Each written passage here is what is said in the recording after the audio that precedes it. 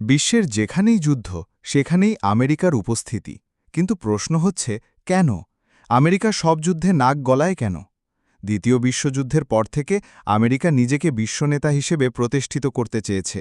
Soviet ইউনিয়নের সঙ্গে ঠান্ডা যুদ্ধ চলাকালীন আমেরিকা মনে করত, সে যদি না নড়ে তাহলে পৃথিবী কমিউনিজমে ছেয়ে যাবে।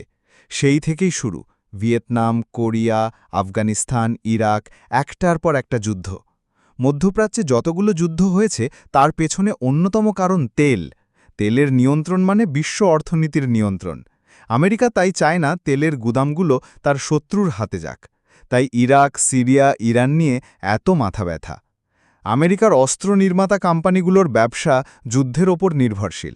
যুদ্ধ মানেই কোটি কোটি ডলারের অস্ত্র বিক্রি, তাই যুদ্ধ হলে লাভ আমেরিকারই।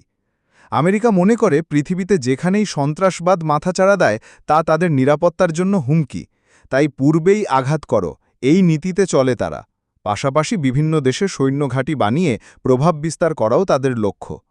নিজেদের মানবাধিকারের রক্ষক, গণতন্ত্রের প্রবক্তা হিসেবে তুলে ধরে আমেরিকা অনেক সময় অন্য দেশের অভ্যন্তরীণ বিষয়ে হস্তক্ষেপ করে, যদিও অনেক সময় সেটার পেছনে লুকানো থাকে স্বার্থ।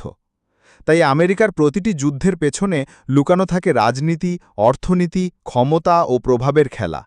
মানবতা নয়, আসল লক্ষ্য থাকে কে বিশ্বের চালক হবে এই প্রতিযোগিতা। আপনার মতামত কি? কমেন্টে জানাতে ভুলবেন না। সাবস্ক্রাইব করুন মোহাম্মদ ফরহাদ টিভি এমন আরও ভিডিওর জন্য।